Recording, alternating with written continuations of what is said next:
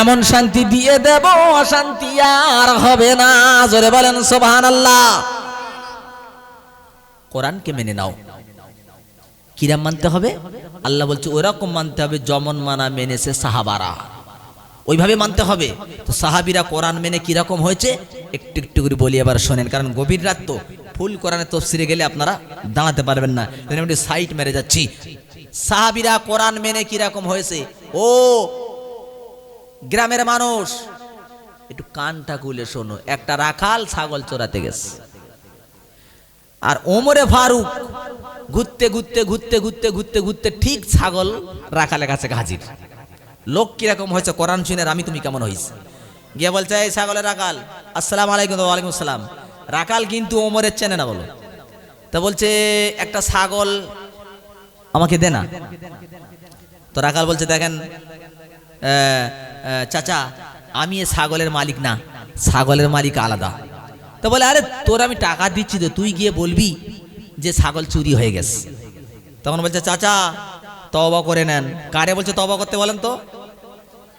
যার নাম শুনলে বাঘ আর ছাগলে এক ঘাটে পানি খায়, যে রাস্তায় ওমর একদিন গেলে 40 দিন সে রাস্তা শয়তান যেত না, তারে বলতে তওবা করে লাও। চাচা তোমাকে নাই দিলাম, কিন্তু আল্লাহ তো দেখছে। আর সেই সঙ্গে সঙ্গে চাচা তুমি জানো এটা ওমরের জামানা চলতেছে, খবর পেলে মাথা যাবে। যাস কার সামনে কথা হচ্ছে বুঝতে পারছেন? ওমরে ফারুক কিচ্ছু বললেন না। বলছে তুই কোনদিন ওমরের দেখিস নাই? বলে চাচা আমার দেখার খুব শখ, আমার মালিক ডেলি ডেলি যায় ওমরের কাছে, কিন্তু আমার কোনদিন যাওয়া হলো না। বল ঠিক আছে তুই যা, আজ করে বাড়ি গিয়ে বলবি যে আজ আমি ফজরে ওমরের কাছে যাব। তুই ওখানে গেলি আমারও তুই দেখতে পাবি, কিন্তু ওমর একথা বলিনি যে আমি ওমর, বুঝছেন? গিয়েছেন, ফজর আযান হলো, হাইয়া আলাস সালাহ,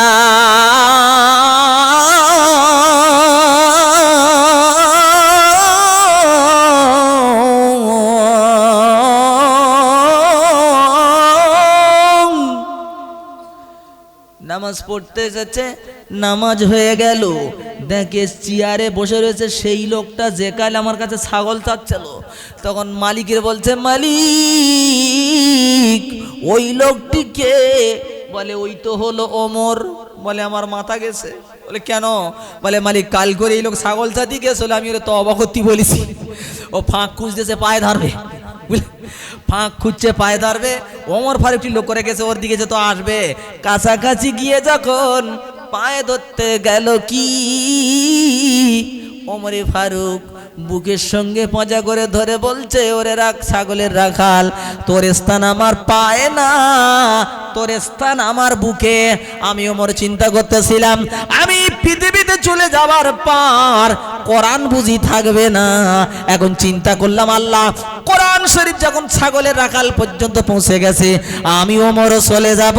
পৃথিবীতে চন্দ্র সূর্য যতদিন উঠবে পৃথিবীতে কোরআন বিদায় নেবে না। এটি জোরে বলা যাবে না? এ তো সাহাবীদের ঘটনা। এবার তাবিনদের জামানে আসেন। নাম তার বাদশা সালাউদ্দিন, খ্রিস্টানের বাদশা রিটার্স। মুসলমান কারে বলে? কোরআন ছুঁয়ে ওমরও হলো জিরো থেকে হিরো, আর সেই কোরআন ছুঁয়ে আবু জেহেল একেবারে জিরো। ওমর হলো হিরো, আবু জেহেল জিরো। আজও আমাদের কাছে কোরআন আছে, কেউ কোরআন ছুঁয়ে হলো নবীর দিওয়ানা, আর কেউ মাল এমন আছে যে ধারে বাড়েও আসে না, ঠিক না ভুল? এদিকে বাদশা রিটার্স, এদিকে বাদশা সালাউদ্দিন, এরা খ্রিস্টানে মুসলমান। যুদ্ধ হবে কাল, যার দল জিতে যাবে সেই রাজিত্ব করবে। সালাউদ্দিন রাত্রি চিন্তা করতেছে আল্লাহ এই যুদ্ধে কত মানুষ না মারা যাবে, কত মা বিধবা হবে, কত বাচ্চা এতিম হবে, আল্লাহ আমি সালাউদ্দিন কি করে সহ্য করব। তারপরের দিন যখন ময়দানে হাজির হলো, বাদশা সালাউদ্দিন মাঠের মাঝখানে গিয়ে বলছে রিটার্স এদিকে আয়। এসছে, ওদিকে লাখ লাখ লোক, এদিকে লাখ লাখ, ওদিকে খ্রিস্টান এদিকে মুসলমান। মাঝখানে রিটার্সকে বললো রিটার্স যুদ্ধ হবে আমার আর তোর, তোর সৈন্য দাঁড়িয়ে থাকবে, আমার সৈন্য দাঁড়িয়ে থাকবে। দুজনের মধ্যে যে হেরে যাবে সেইটি হবে হার, যে জিতবে তার হবে জিত। রিটার্স চিন্তা করছে আমি যদি বলি না তাহলে তো লোক আমার কাপুরুষ বলবে, বাধ্যতামূলক রিটার্স বলছে ঠিক আছে তাই হোক। এবার বাসা রিটার্স বলছে সালাউদ্দিন তুই আমাকে মার। সালাউদ্দিন বলছে ইসলাম আমাকে শিক্ষা দেয়নি যে আগে আঘাত করে, তুই আগে আমাকে মার, আমি প্রতিহত করব, তারপরে আমি আঘাত করব। সালাউদ্দিনকে মারছে রিটার্স, মারতে মারতে মারতে মারতে মারতে মারতে অনেক টাইম হয়ে গেল। এবার বলছে রিটার্স তুই রেডি হ, বলে হ্যাঁ আমি রেডি। সালাউদ্দিন তরবারি তুলেছে আর তরবারি মেরেছে, তরবারির আগা লেগেছে একটুখানি আগা, কেটে গেছে। বাচ্চা রিটার্স ষাঁড়ের মতো চিল্লাতে চিল্লাতে ময়দান ছেড়ে ছুট। খ্রিস্টানরা হেরে গেল, মুসলমানের জয় হয়ে গেল। ওইদিকে রিটার্স বাড়ি চলে গেছে, জ্বালা কমে না। বাদশা সালাউদ্দিন চিঠি লিখে পাঠিয়েছে, একটা চিঠি তাতে লিখেছে এ বাদশা রিটার্স আমি তোর কাছে ডাক্তার পাঠাবো, ডাক্তার বোরকা পরে যাবে, কিন্তু শর্ত হলো ওরে রিটার্স ওই ডাক্তারের বোরকার পর্দা তোলা যাবে না, যদি তুই শিকার হোস তাহলে তোর ঘা শুকনো হয়ে যাবে। বলছে ঠিক আছে তাই হোক।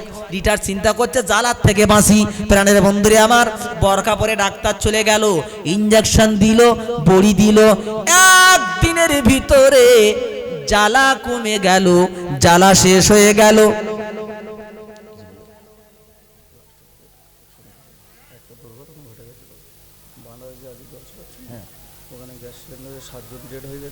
আজকে 7 জন পুরো ডাইরেক্ট মারা গেছে, কজন উড়ে গেছে খুঁজে পাওয়া যায় না। ইন্না লিল্লাহি ওয়া ইন্না ইলাইহি রাজিউন।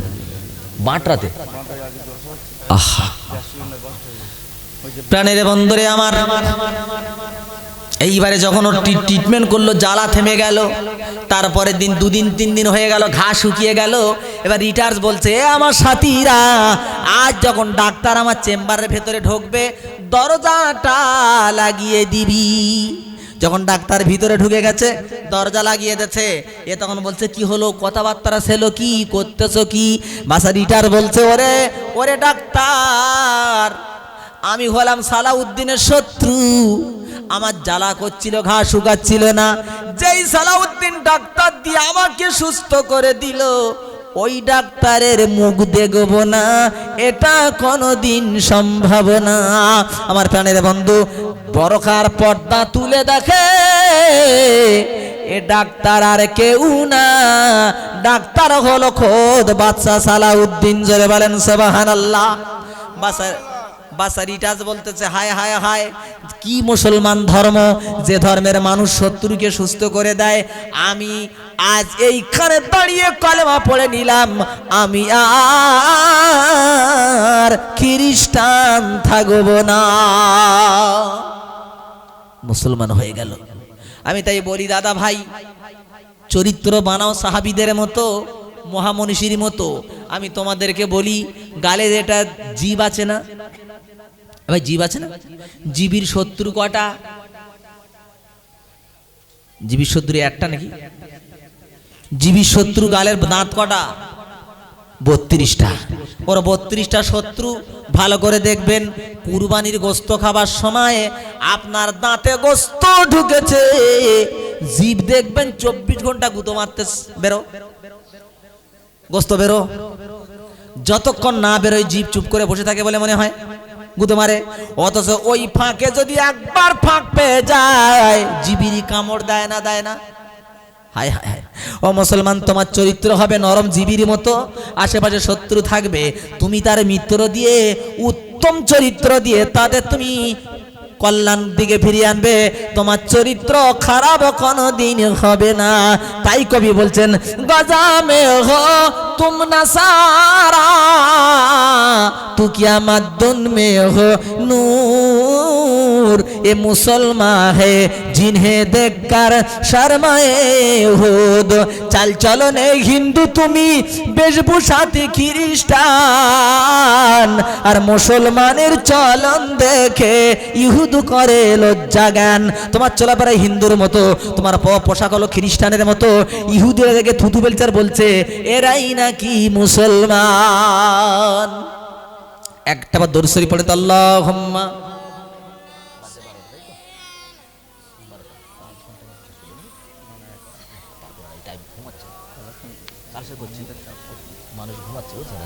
বের করে, আমি আধ ঘন্টার মধ্যে করে নিচ্ছি। দাদা ভাই ঘুম পেয়েছে আপনাদের? সবাই বলে ঘুম পেয়েছে? না না, সারা রাত হলেও শুনবো সব। কতক্ষণ শুনবে? সারা রাত? যারা বলেছো সারা রাত তোমরা বেঁচে গেছো, যারা বলেছো সারা রাত তোমরা তো বিরাট লাভবান, কেন বলেননি? লাইয়ানালাল্লাহা লুহুমুহা ওয়ালা দিমাউহা ওয়ালাকিন ইয়ানালুহুত তাকওয়া মিনকুম। আল্লাহ বলছে শোনো, আমি কুরবানির গোশত দেখি না, কুরবানির গরু চাই না, গোশত খাই না, রক্ত চাই না, আমি আল্লাহ দেখি তোমার অন্তরের সাধুতা পরেশগারিতা। তোমরা মনে মনে যদি নিয়ত করো আল্লাহ সারা রাত শুনবো, আর আধ ঘন্টার মধ্যে জলসা শেষ হবে, কিন্তু সকাল পর্যন্ত জলসা শুনলে যে সওয়াব হতো আল্লাহ তোমার আমল নামাতে দিয়ে দেবে। কেউ যখন নেকির কাজে নিয়ত করে কি হয় জানেন? সঙ্গে সঙ্গে একটা নেকি লেখা হয়। এখনো কাজ করিনি, সবে নিয়ত করেছে, নেকি লেখা হয়েছে একটা।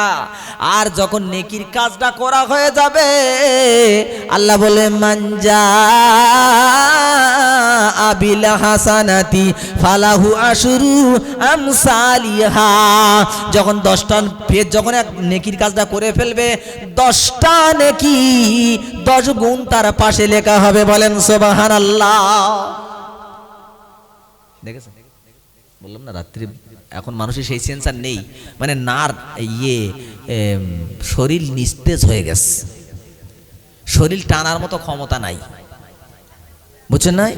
তবে টানে এক জায়গায়। যদি বলা যেত এখানে মিটিং হবে, এই মিটিংয়ের লাস্টে 50,000 টাকা দেওয়া হবে, যে ঘুমোবে তার দেওয়া হবে না, তাহলে কিরাম হতো বলে মনে হয়? চোখি ঝাল দেশে বসতো, ওরে খোদা 50,000 মাল টাকার কত লুবি দেখেছো? এ ভাই রাত যত বেশি হচ্ছে একটা জিনিস ক্লিয়ার হচ্ছে কি জানেন? চিটে চাটা আউট হয়ে যাচ্ছে, খাঁটি ধানগুলো দাঁড়িয়ে যাচ্ছে। দেখেননি ধান যখন ঝাড়ে তখন চিটে পালায় থাকে, তখনও থাকে, কুলো দিয়ে হাওয়া দেয় মাল তখনও থাকে। আর যখন মা সিদ্ধ করে পানিতে ঢালে তখন চিটে বলে তোর গোডাউনি সালাম আর থাকা যাবে না, বুঝছেন না? তো রাত যখন বেশি হচ্ছে তখন খাঁটি সোনাগুলো বসে থাকছে, আর চিটে বলতেছে হুজুর তুই যাই করিস না এখানে আমার খাট কানতেছে, আমি মাল আর থাকবো না। বেরোচ্ছে বাবার আমার সোনার পাখিরা, মনটা দিয়ে শোনেন। আবু বকর সিদ্দিক রাদিয়াল্লাহু তাআলা আনহু, ওমরে ফারুক, আল্লাহ রসুল পরীক্ষা নিচ্ছেন দেখি কে ভালো কে কেমন আল্লাহর ওলি। আমার আল্লাহ বলছেন নবী পরীক্ষা নাও, ও নবী পরীক্ষা নাও, কিন্তু মোনাফেকরা পালাবে, মুমিনরা পালাবে না। মোনাফেকরা পালায় ক জায়গায়? প্রথম হলো যদি বলা যে জেহাদের মাঠে যেতে হবে, ওরা বলবে আর থাকবো না। আর যদি বলা যায় দান করতে হবে, জুতোটা হাতে নেবে, সুম্মান সরাফু মাল আস্তে করে কেটে পড়বে, ওর গরুর রাখা যাবে কিন্তু ওরে রাখা যাবে না।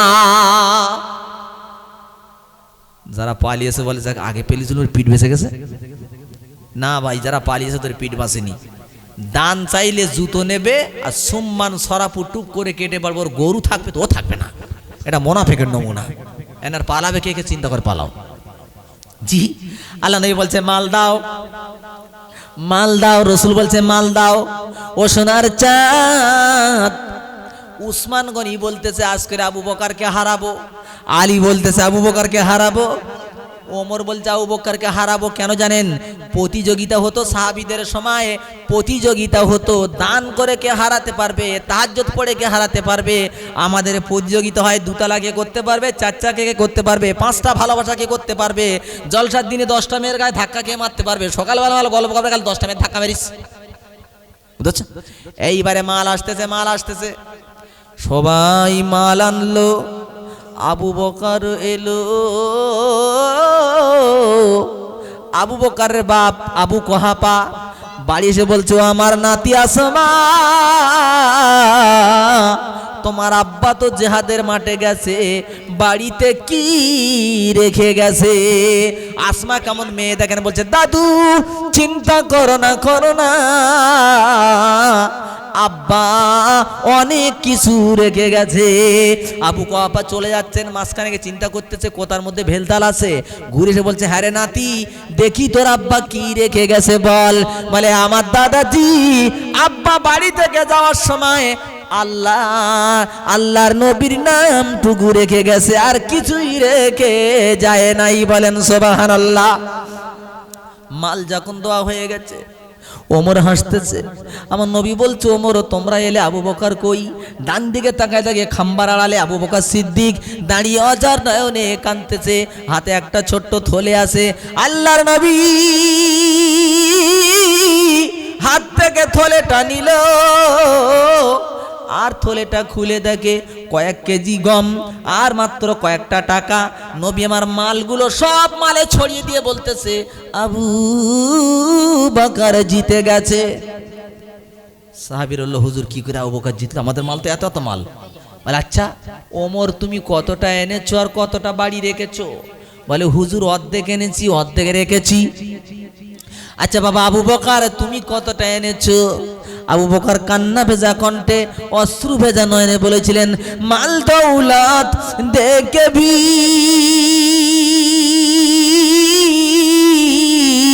सब रह गया मेरे लिए एक खुदा मेरे लिए एक मुस्तफा मेरे लिए।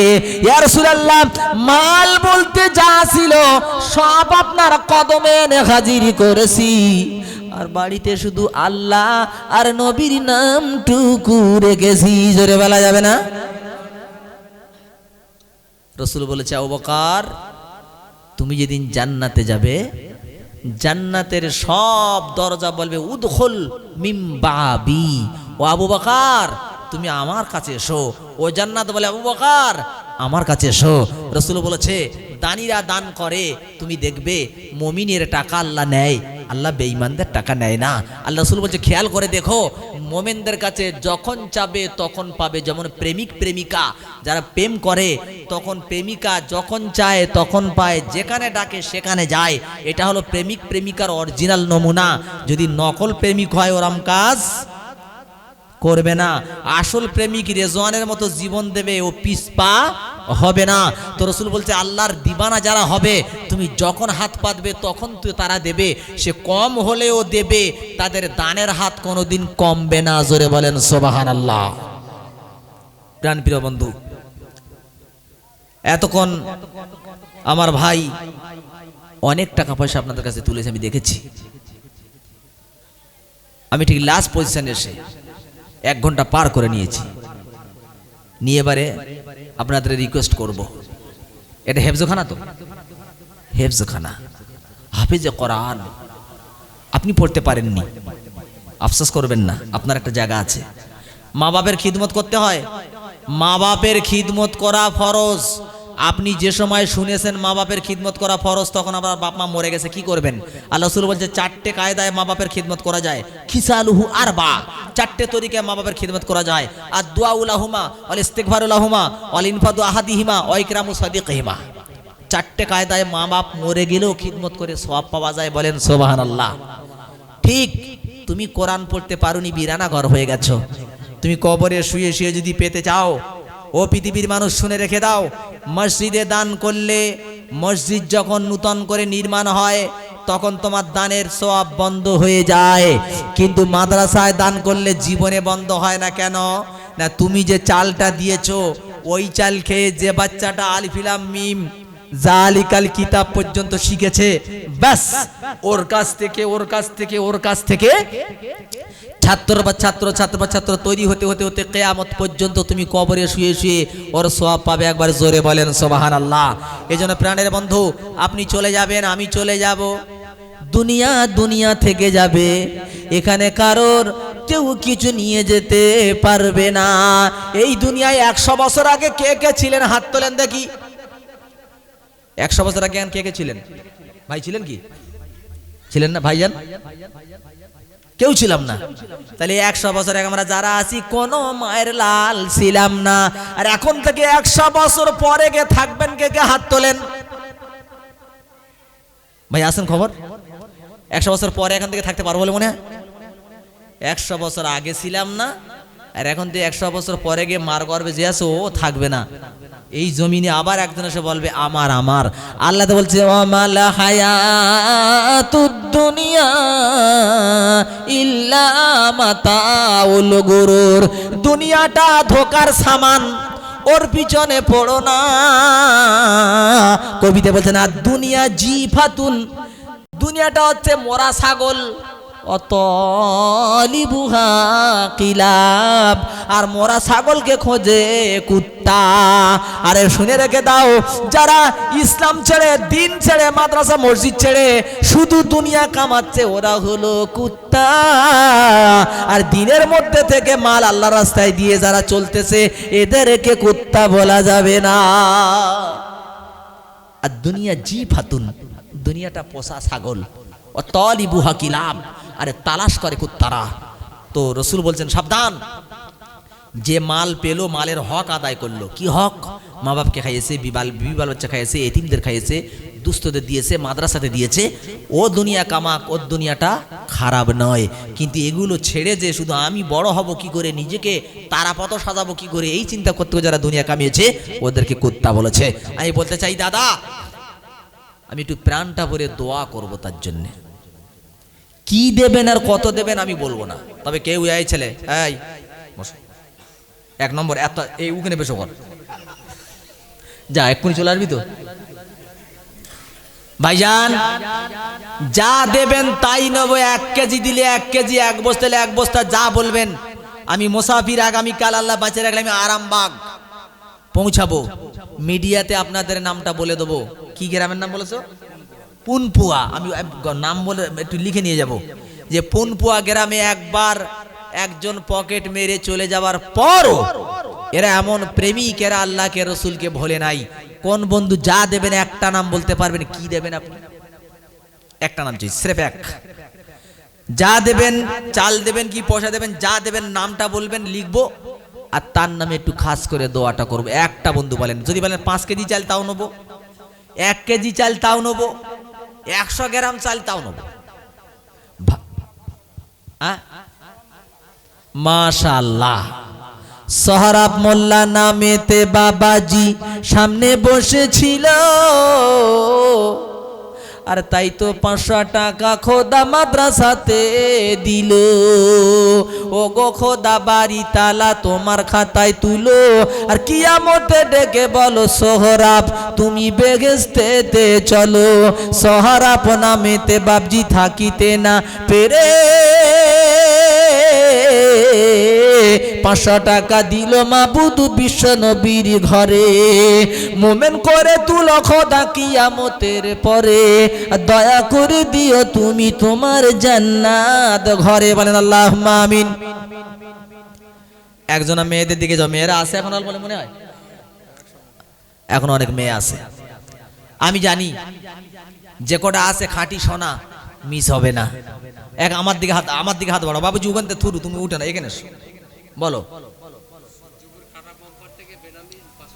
সূর্যপুর কাটা বাম্পার, সুবহানাল্লাহ।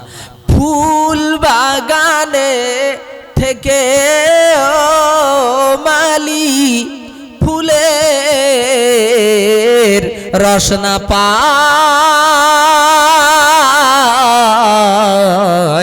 সূর্যপুরীর ভ্রমর এসে মধু খেয়ে যায়।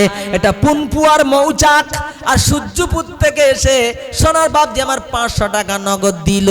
দেখো না খোদা বান্দারি তামাশা, 500 টাকা দিয়ে চালাবে কোরআনের মাদ্রাসা। দুনিয়াতে আখেরাতে দিও ভালোবাসা, পূরণ করে দিও খোদা তার মনের যত আশা। বলেন আল্লাহুম্মা আমিন। মাশাআল্লাহ। আমি ভাবতেও পারিনি পুনপুয়ার নূর নূর নূর নূর আজি নূর এসেছে মামিনার ছোট্ট ঘরে ফুল ফুটেছে।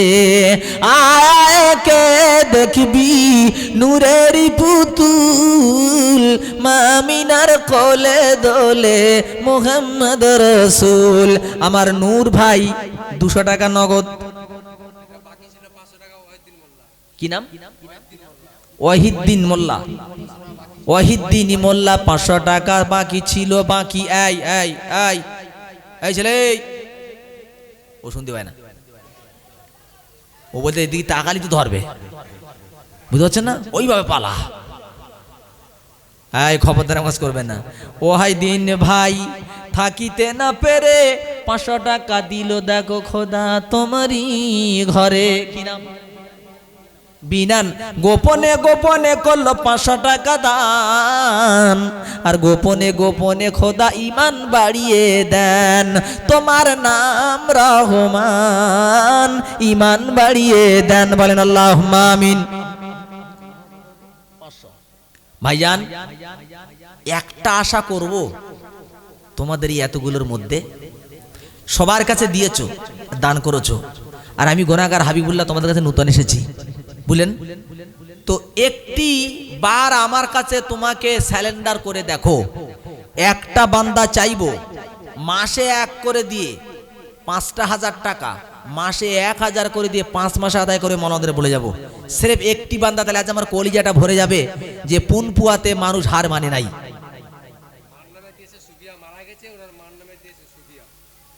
সুপিয়া দিচ্ছে মায়ের নামে, ছেলের নাম কি? আলমগীর। আম্মা জান দুনিয়া হতে কবে গেছে চলে, রেখে গেছে আলমগীরের মতো একটি সোনার ছেলে। সে যে যায়নি মাকে ভুলে, তাই তো 500 টাকা আলমগীর দিল হাতে তুলে। খোদা মায়ের বেহেশতেটা তুমি দাও গো খোদা খুলে। বলেন আল্লাহুম্মা আমিন। বিনা নামে 200। মাশাআল্লাহ। পারবেন কোন বন্ধু? হিম্মত আছে? আল্লাহর উপরে ভরসা। যে ওদিকে যা দিয়েছি, একটা বন্ধু 5,000 টাকা তার জীবিত মান নামে হোক আর মৃত মান নামে হোক, তুমি ধীরে ধীরে তোমার মাকে বলবে, স্ত্রীকে বলবে, হাবিবুল্লাহ ভাই জোর করে নিয়েছে, তো তুমি এক কাজ করো, ডেলি 5 টাকা 10 টাকা করে তুলে তুলে রেখে দিও, এইটা আমি এক সময় মাদ্রাসাতে দিয়ে দেবো। তুমি বুঝতে পারবে না 5,000 কি করে তোমার হাতে এসে গেছে। আসেন কোন আল্লাহর দিবানা একজন, লেডিস হোক আর জেন্টস হোক, বিনা নামে 200। মাশাআল্লাহ। ভাই আপনাদের এখান থেকে পাতপুকুর কত দূর? পাতপুকুর মাদ্রাসা চেনেন? পিওর মোড় থেকে একটু ভিতরে। আমার জীবনে আমি অল ইন্ডিয়াতে জলসা করি, অল ইন্ডিয়া, কিন্তু পাতপুকুরের মতো দানি জায়গা আমার নজরে জীবনে দেখি নাই। কোন সময় আমি কত বছর জলসা করছি এখন আমি জানি না, কত বছর আমার লাইফ থেকে শুরু করেছি। যখন বলেছি দাও 50 চেয়েছি, লাখ পেয়েছি। জীবন বিরোধের কথা বলার মতো লাইন নেই। মেয়েদের কানের গয়না, সুবহানাল্লাহ। মাস্টার আফতাবউদ্দিনের স্ত্রী একদম থুরু নতুন কানের গয়না খুলে দিল, আর একজন হাতে না থাকতে পেরে হাতের দুটো চুড়ি খুলে দিল। দান, মনে হয় যেন ফেরেশতা আসছে। আজ তুমি পুনপুয়াতে বলতে চাই, একটা বন্ধু 5,000 টাকার নামটা লিখিয়ে রাখেন আর নিয়ত করে যান যে আল্লাহ তোর ঘরে দিয়ে যাচ্ছি, তুই না দিলে দেবো না। খোদার কসম, আল্লাহ নিজে বলেছে লা তাবদিলা লিকালিমাতিল্লাহ, আমার কথার কোনো বৈপরীত্য হবে না। এ বান্দা তোরা দিলে ডবল পাবি, আখেরাতেও পাবি বান্দা, কোনো কষ্ট হবে না। বলেন কি নাম ওনার? ওনার নাম কি? আনোয়ার। ওনার কে হয়? বেঁচে নেই? বেঁচে আছে? সুবহানাল্লাহ। তৈমুল বাবাজি থাকতে পারে না, বিবির নাম আনোয়ারা, 5,000 দিল, ডাকো না রব্বানা। স্টেজেতে বসে খোদা দোয়া করে যাই, আর আমার ভাই বাবাজির মনের আশা পূরণ করা চাই। স্বামী স্ত্রীর মিল মহাব্বত পয়দা করে দিও, আর রহমতের নজরে খোদা তাদের তুমি নিও। বলেন আল্লাহুম্মা আমিন। কত?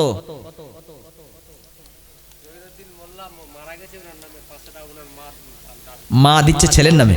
আহারে, কত করুণ বিদারক ঘটনা, মা বেঁচে আছে, ছেলে নেই। জহিরুদ্দিন চলে গেছে, মা সইতে পারলো না, 500 টাকার নগদ। আল্লাহ তার বাচ্চার কবরটা তুমি জান্নাতের বাগিচা বানিয়ে দাও, বলেন আল্লাহুম্মা আমিন। এটা জোরে বলেন আল্লাহুম্মা আমিন। 5000 টাকা আমার তৈমুল ভাই স্ত্রীর নামে দিয়েছে। দোয়া করি আল্লাহ স্ত্রী যেন তাড়াতাড়ি টেনে নিও না, কারণ সত্যিকারে বুড়ো বয়সে বউ মরলে যে কি কষ্ট হচ্ছে যার মরে সেই ছাড়া কেউ জানে না, ঠিক না ভুল? বুঝতে পারছেন না?